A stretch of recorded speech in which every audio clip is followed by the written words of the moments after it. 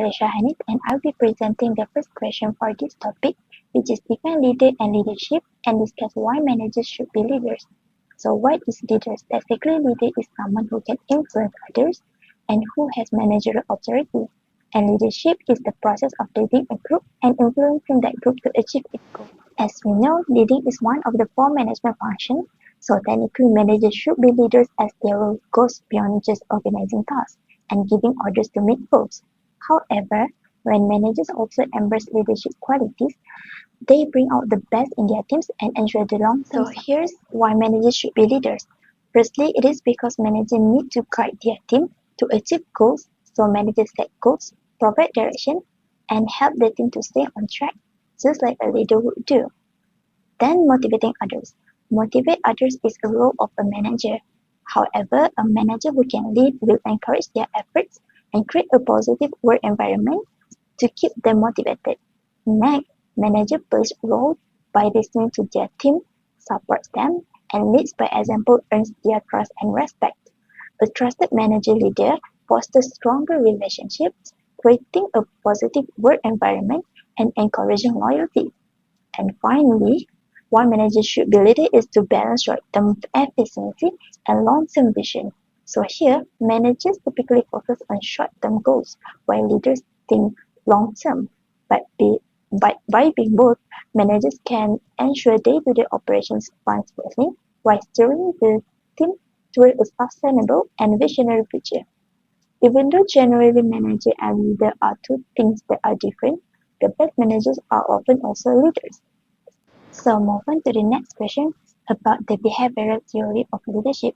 It explains how leadership is not something people are born with, but can be learned and developed through practice and observations.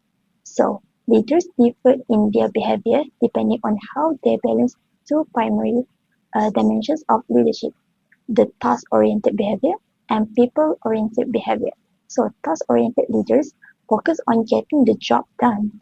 They plan, assign tasks, monitor progress, and ensure deadlines are met, while people-oriented leaders focus on their team's well-being. They build trust, offer support, and encourage collaboration.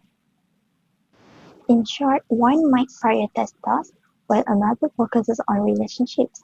For instance, leader A might focus on creating schedules and ensuring efficiency, emphasizing results, while leader B might spend more time mentoring employees and recognizing their efforts.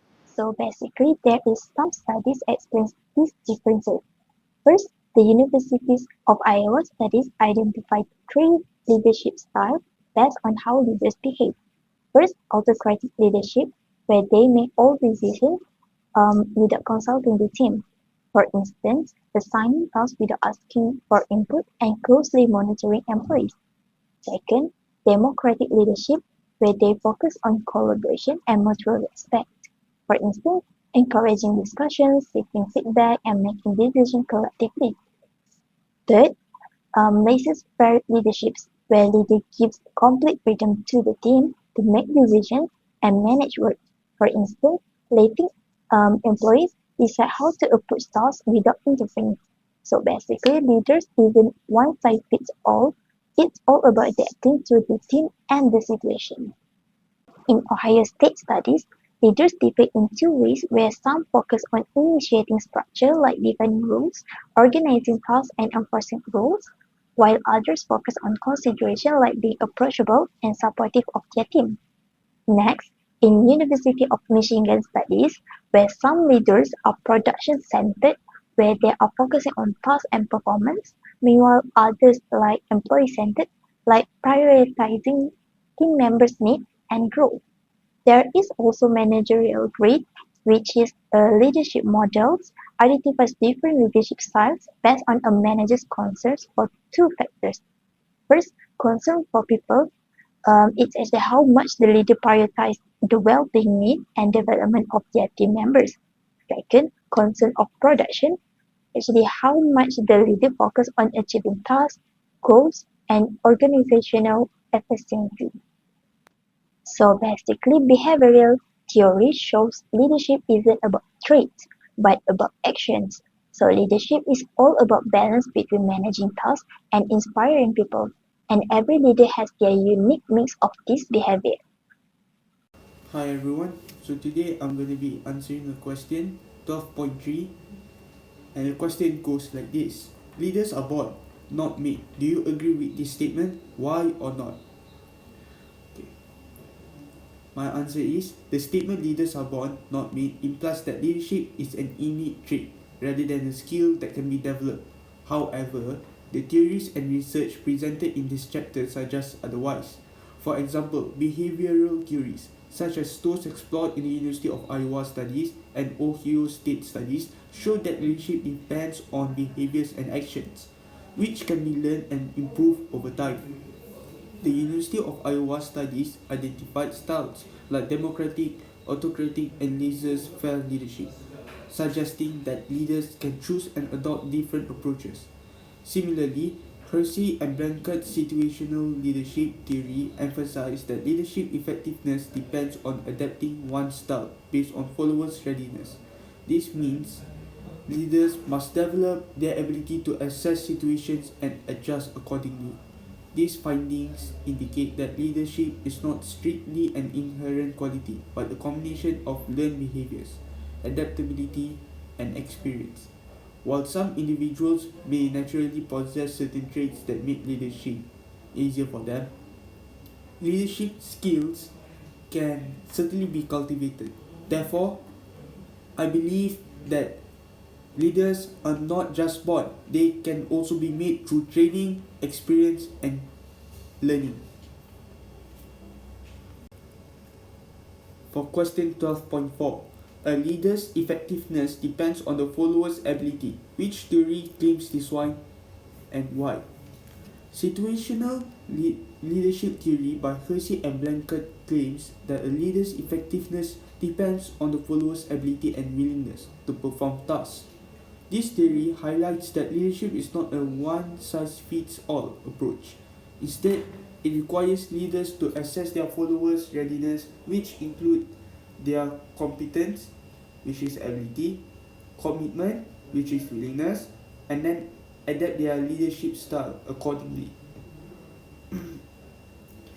Hersey and Blanket identified four leadership styles. The first is telling, second is selling, third is participating, and the fourth, which is the last one, which is delegating. That correspond to different levels of follower readiness. For example, if followers are unable and unwilling to perform a task, leaders should use a telling style to provide clear directions.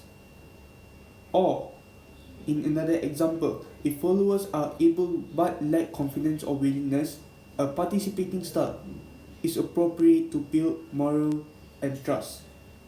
This theory emphasizes that effective leadership is dynamic and depends on understanding and capabilities and motivation of the team.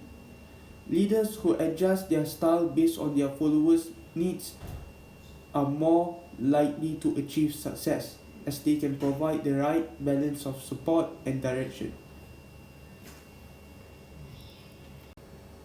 To the next question, which is question 12.5. Do you think that most managers in real life use a contingency approach to increase their leadership effectiveness? Discuss.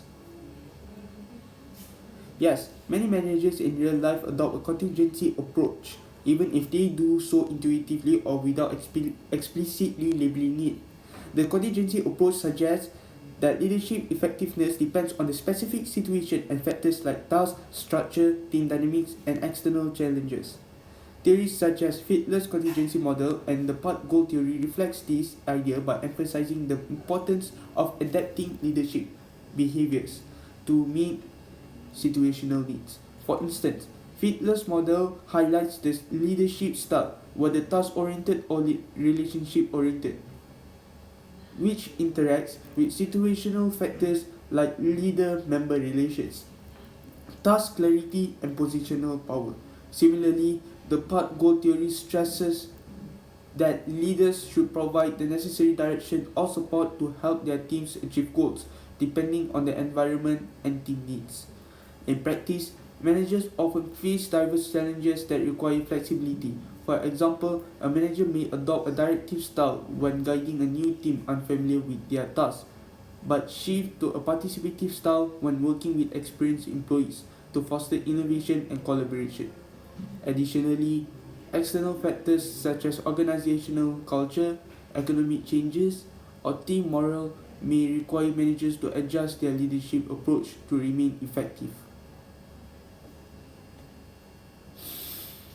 By understanding their team's needs, and the specific context they operate in, managers can increase their leadership effectiveness. Thus, a contingency approach, adapting leadership styles to fit the situation, is not only practical but often essential for success in the modern workplace. Thank you. Now we move on to summary case 1. So, trust is the cornerstone of effective leadership, but what happens when that trust is lost? FIFA, the governing body of world football, faced this question after a series of scandals exposed corruption at the highest levels, shaking the organization and the sport it oversees to its very foundation. Football isn't just a sport. It's a multi-billion-dollar industry. For instance, the UK Premiership alone generated $4.5 billion in revenue during the 2016 and 17 season, with projections reaching $5 billion by 2018 to 19. FIFA plays a central role in this global enterprise, managing the bidding process for the FIFA World Cup, the world's most watched sporting event. Countries spend millions of dollars on bids, expecting a fair and transparent selection process. However, FIFA's integrity came into question long before the controversial announcements of Russia as the 2018 World Cup host and Qatar for 2022. Allegations emerged that countries had engaged in vote trading, undermining the credibility of the bidding process. In response to the mounting pressure, then President Sepp Blatter promised an internal investigation into these claims in 2011. By 2012, FIFA took further action by hiring Michael J. Garcia, an American attorney, to investigate corruption. Garcia produced a detailed 350-page report by 2014, focusing on the 2018 and 2022 bids. Yet, FIFA's Ethics Committee chose to release only a condensed summary, prompting public outcry and Garcia's resignation, citing misinterpretation of the report's findings. The situation then escalated dramatically in 2015 when the US authorities conducted dawn raids during FIFA's annual meeting in Zurich. 7 FIFA officials were arrested as part of an investigation spanning 24 years and involving $150 million in bribes. In total, 14 individuals were implicated, further tarnishing FIFA's reputation. Despite the turmoil, Blatter was re-elected as FIFA president in 2015, though his tenure was short-lived. Just 4 days later, he announced his resignation amidst growing pressure. That September, Swiss prosecutors opened investigations into financial irregularities, including a controversial payment to Michael Platini, Blatter's potential successor. By December 2015, FIFA's Ethics Committee banned both Blatter and Platini from all football-related activities for 8 years. Moving on, the scandals highlighted the urgent need for structural reforms within FIFA. In 2016, Gianni Infantino was elected as the new FIFA president. His leadership ushered in a series of reforms focused on accountability and transparency. Key measures included stricter governance protocols, enhanced financial oversight, and reinforced ethical standards to ensure integrity within the organization. Infantino's tenure represents a critical turning point for FIFA. The reforms aim to rebuild trust among clubs, countries, players, and fans. While progress has been made, the journey is far from over. FIFA must continue to demonstrate its commitment to fairness, transparency, and ethical leadership in order to restore its credibility on the global stage. As FIFA navigates this challenging path, it serves as a reminder of the vital role trust plays in leadership.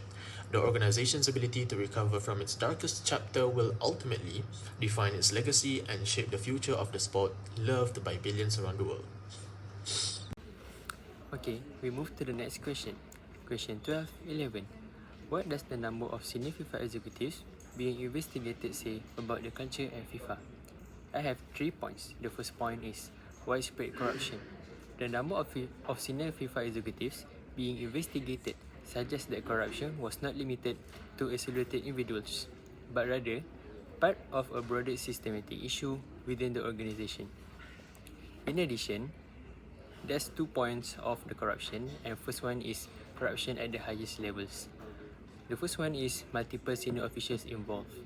The investigation into FIFA uncovered that corruption was not an isolated problem involving just one or two individuals, but was pervasive among top officials. Several high-ranking figures, including members of FIFA's executive committee, were implicated in bribery, vote buying, and other unethical practices. This is included senior figures like Sepp Blatter, who was re-elected as president despite the scandals, and Michael Platini, who was banned for financial irregularities. The second one is bribery for World Cup bids. One of the key aspects of FIFA corruption involved the bidding process for hosting the World Cup. Allegations arose the countries were bribing FIFA officials to secure votes in their favour, thus skewing the outcome for the World Cup host elections.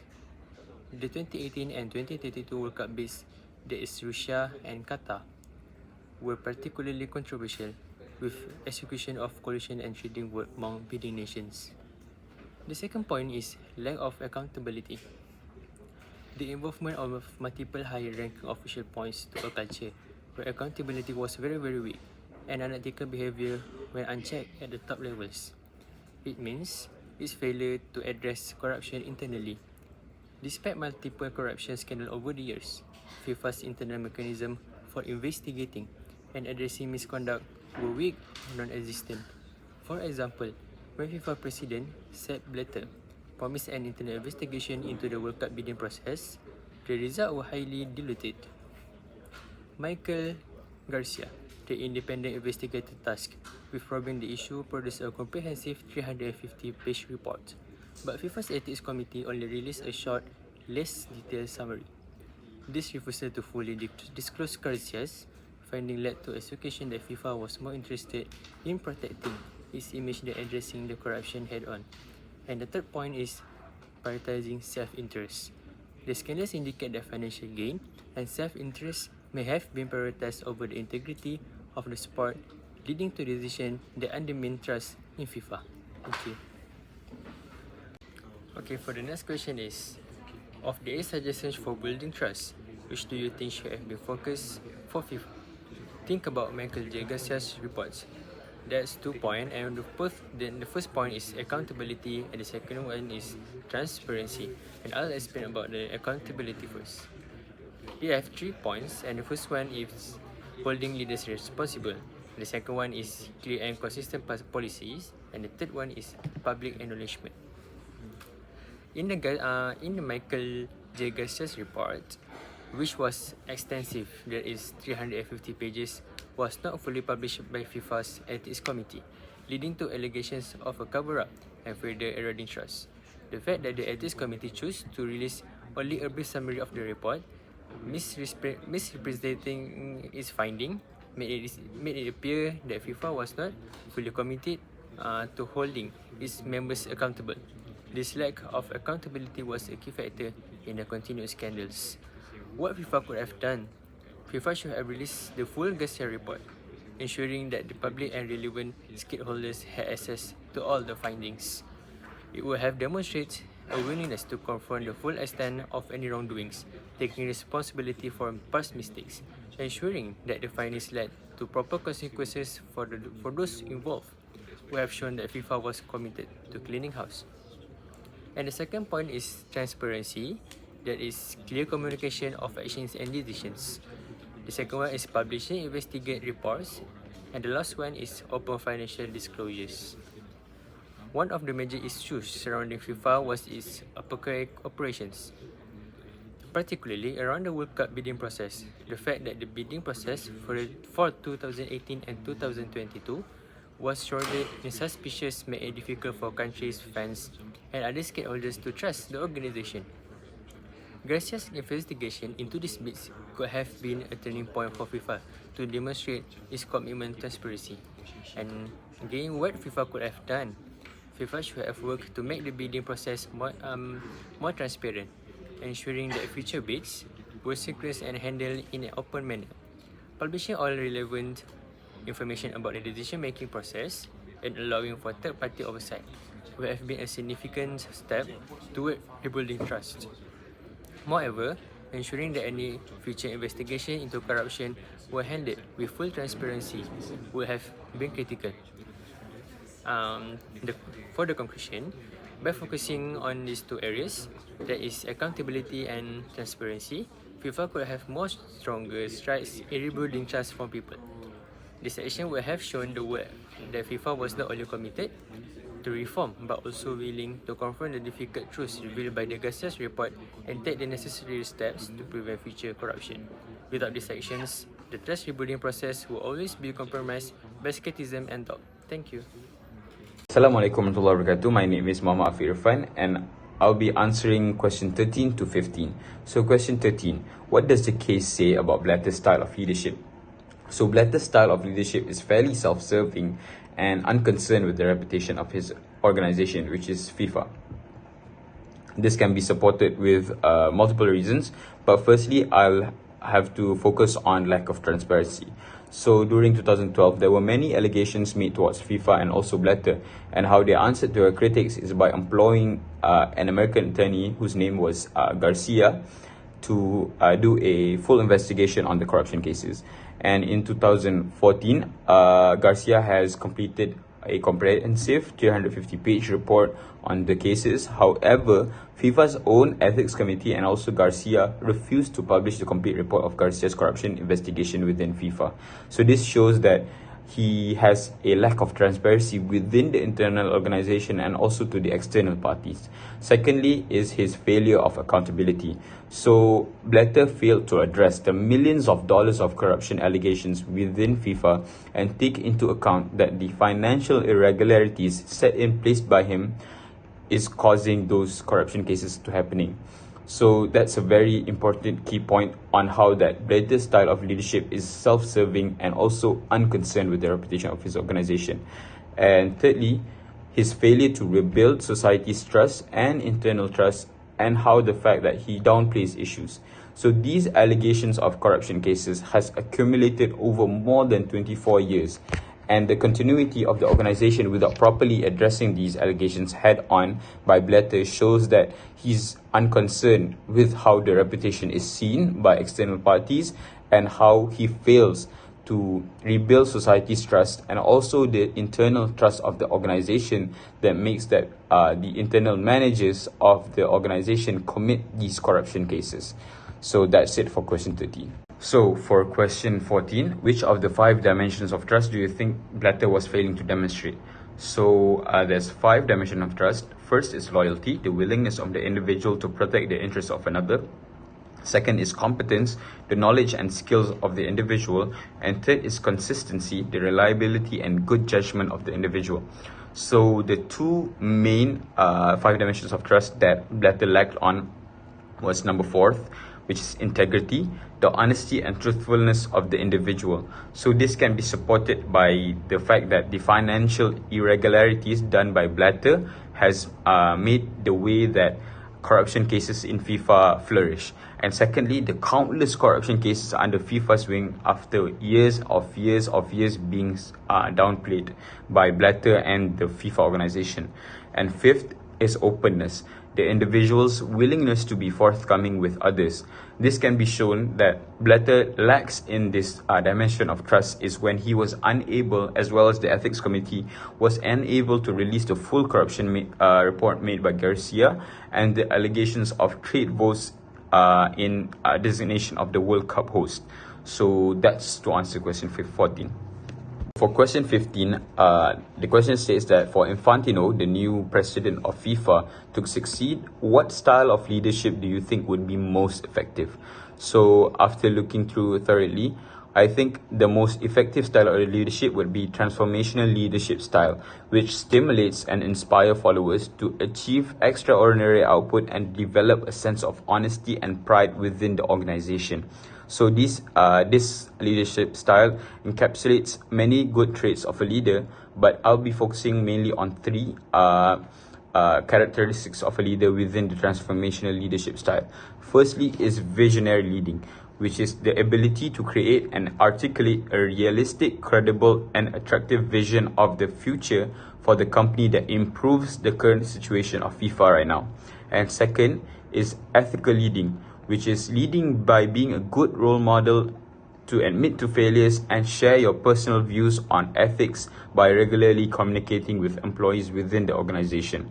And thirdly is accountability and integrity. So by enforcing strict compliance and clear ethical guidelines within the organization in order to uphold accountability and integrity within the company. So corruption cases within FIFA, like has happened during Blatter's presidency, will not happen again in the future, and FIFA is an organization that is trustable by the society and also the internal organizations. So that's it from me. Thank you very much. Now we move on to summary case number 2. Between 1986 and 2013, Manchester United Football Club achieved extraordinary success under the leadership of Sir Alex Ferguson, amassing 38 domestic and international trophies. While Ferguson's accomplishments on the pitch are widely celebrated, the story of his leadership goes beyond statistics and titles. It is a story of vision, discipline, adaptability, and the ability to inspire loyalty and excellence. Ferguson's management style captivated the media, with tales of his fiery temper and the infamous hairdryer treatment. Making headlines, he was known for his high expectations, which extended beyond players to all aspects of the club. Yet, his leadership was far more nuanced than these anecdotes suggest. When Ferguson took over Manchester United in 1986, the club faced significant challenges. He set out to rebuild the organization with a long-term vision. One of his first actions was to address the club's drinking culture, fostering professionalism and a strong work ethic.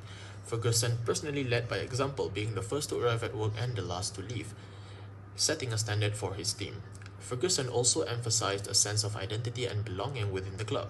He insisted that players represent Manchester United with pride, requiring them to wear blazers with the club badge when representing the organization. This fostered a culture of unity and commitment. A hallmark of Ferguson's leadership was his adaptability.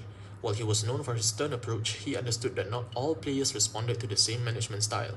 He tailored his interactions to bring out the best in each individual, balancing discipline with understanding. Discipline was central to Ferguson's philosophy. When issues arose, such as public criticism from a team captain, he dealt with them decisively, ensuring that team harmony and standards were maintained. However, he didn't dwell on conflicts, moving on quickly to maintain focus. Ferguson's attention to detail extended beyond the team to the entire organization. He learned the names of support staff and made them feel valued, fostering a strong sense of camaraderie and loyalty. His ability to connect with people even beyond football was evident during interviews, where he would engage with film crews and treat them with warmth and respect. This holistic approach to leadership is why Ferguson had been compared to iconic leaders like Steve Jobs. Both were driven and highly successful in competitive arenas, but Ferguson's leadership was distinguished by his ability to adapt and understand the human side of management. After retiring in 2013, Ferguson transitioned to sharing his insights with the world. In 2014, he took a teaching role at Harvard Business School, and in 2015, he published his book Leading, offering valuable lessons on leadership from his legendary career. Sir Alex Ferguson's legacy is not just about trophies but also about his transformative impact on Manchester United and the lessons he leaves for leaders in any field. His story is a testament to the power of vision, adaptability, and respect in achieving greatness. Leadership is the ability of an individual or a group of people to influence and guide followers or members of an organization, society, or team. Leadership often is an attribute tied to a person's title, seniority, or ranking in a hierarchy.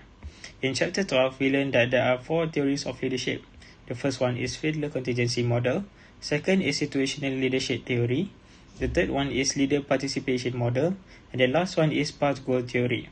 Based on the text, I believe that Sir Alex Ferguson follows path goal theory. The path goal theory is divided into 4 key types of leadership behavior, which is achievement-oriented, directive, supportive, and participative. There are a few examples from the text which shows his behavior supports the path goal theory. The first one is achievement-oriented. It is stated in the text that Alex Ferguson knows what is his target during his term as a coach for Manchester United. He knew that it is not an easy task to achieve it, hence he set up a long-term plan to become the most successful club in the league. He did not just put high expectation for the players only on the pitch, but also for their daily routine. He is also famous for his hair dye treatment, which is when he will shout to the players in the dressing room to inspire and motivate the players to reach a certain standard. If they fall short of that, then they have to find a way to raise them up. Second is directive leadership. Alex Ferguson provides the player with a clear instruction on what should be done as a Manchester United player, such as stopping the drinking culture as it can affect the player's performance, shows a good work ethic such as becoming the first to come into the office and the last to leave, and also always dress up as a Manchester United player, such as wearing blazers that are displaying Manchester United logo to enhance the player's sense of belonging to the club. Third, supportive leadership. Alex Ferguson prioritized positive relationship with his players. If there are any misunderstanding between players or him, he will ensure to overcome the problems immediately by discussing with the players and move on when it is settled. Lastly, participative leadership. Alex Ferguson realized that the organization was bigger than the team. Other supportive staff are also important to him, and he will learn all the names of support staff members and take some time to have a chat with them. When Alex Ferguson was interviewed, he learned all the names of the filming crew and even drank casually with them. This shows how he always participates in any activities and cares about every person he interacts with. The next question is, what leadership traits do you see being demonstrated in this case? There are 7 traits associated with effective leadership that we learn from chapter 12, which are drive, desire to lead, honesty and integrity, self-confidence, intelligence, job-relevant knowledge, and extraversion. There are 4 traits which I found that can be related to Sir Alex Ferguson from the text. The first one is desire to lead. We can see how a good leader managed their team by having a good vision on what he wants to achieve. This can be seen as Ferguson's determination to set out a long-term plan to make his club successful. The way he guides the player to throw bad habits such as drinking, and also encourage them to have a good work ethic such as being punctual and work harder. This shows his desire to lead the team. Second is intelligence. Alex Ferguson is popularly known for his aggressive approach, such as his hair dye treatment. But this is not how he really is. Ferguson would vary his managing style, as he knows that different approaches are needed as there are many different types of players' attitude and one style doesn't fit for all. Thus, he would shout to some player, but he will also confront the player personally according to their behavior. This shows how brilliant leaders act. They know how and when to change their leadership style as needed. The third one is job-relevant knowledge. Alex Ferguson is famous for his fearsome reputation. When he was hired as Manchester United's manager, it was not his first time becoming a manager. There are few other clubs that hired him as their manager before he came to Manchester United, such as St Mirren, Aberdeen, and even Scotland during their World Cup. Even before he started his managerial career, he was a football player for several Scottish clubs. Due to his previous experience, it is believed that he has the tremendous knowledge on managing a club, and the evidence is that Manchester United achieved 38 trophies during his term as a manager. Lastly, extraversion. We can see how Ferguson would be very happy to communicate with everyone. He would not only remember the name of player, but he will also remember all of the supporting staff name and take some time to have a talk with them. Even when he was interviewed, he ended up remembering all of the film crew's member and would love to have a conversation with them while sharing a bottle of champagne. So continue to question 18, which is, to what degree has emotional intelligence played a part in Alex Ferguson's success? So let's digress. What is emotional intelligence? Emotional intelligence is playing an important role in Alex Ferguson's success because having the ability to manage both of his emotions and understand the emotions of the club players, which allow him to manage the club knowing that the details of every players and also knowing how to do the right approach to all of his players, to understand every emotions, what kind of emotions they are facing, and to help them to deal with it. So the 5 key elements of emotional intelligence, there are self-awareness, empathy, self-regulations, motivation, and also social skills. Okay, so now let's digress to the 5 elements of emotional intelligence. which are motivation, self-regulation, social skills, empathy, and self-awareness. So first things first, for motivation, Alex Ferguson have to set a long-term standard goals which keeps the player commitment and discipline, which keeps up their players this performance in every game and also in the team. So for next one is self-regulations. Alex Ferguson have to know how to deal with problems within the team when there's conflicts or any arguments within the team, and always have to maintain them to settle down their problems and their arguments to make sure they are always in the good terms and always in a good relationship within other players and in the team. So the next one is social skills. Social skills where he have to encourage and knowing how to inspire the players to stay commitment, and also have the strong relationship and strong bonds between the players and the loyalty within the team. He have to make sure that the players still have the loyalty, which able to keeps the club maintained and also keeps the club to be in a good shape, where every games that they play, they will have the heart to play the best out of them. So the fourth one, which is empathy, which Alex Ferguson will need to take time to engage in conversation with the players or staffs to understand about their problems and also the situation they are facing, so that he can consult them and they understand their feelings, understand the situation, so that it can help the players and the staff. So the last one will be self-awareness. Self-awareness where Alex Ferguson having the strong sense of awareness, allowing him to adapt to different situations and individuals, knowing that when is the right time to approach his player, to approach the staff, and also giving the right support to each of the members and of the staff in the club. So the 5 elements here shows that the Alex Ferguson success plays the role for him. So the last question, question 19, what do you see as the possible problems of varying the leadership approach with different players? So the first thing first, there will be happening a perceived favoritism and unfairness among the players, where among the players they will see that the coach will be treating favoritism to certain players, and they will feel the unfairness when there's no fairness of treatment within the players. So the player might feel that the others being treated more favorable and leading them to resentment or jealousy. Which means that they didn't get enough attention from the coach and didn't get enough the treatments that they wanted to. So the second one would be lack of consistency treatment, which inconsistent treatment could lead to confusion about the team values and the standards, and players might struggle to understand the coach expectations. So means when the coach doesn't have given enough the consistency trainings or consistent treatments to the players might find it difficult to understand what the coach really wants, what the coach expect from them, what the coach expect them to be improving in, and what they want to to get better in. So the last one would be the risk of misinterpretation. So when there's happening a miscommunication with the players and coaches, it can lead to misunderstanding and also the frustration, which they can lead to miscommunication. They will lead to arguments where they have different opinions, where they will crash each other with, and ends up that breaking apart to the harmonies within the team. So that's all for this chapter, and will be the last question. Thank you for watching.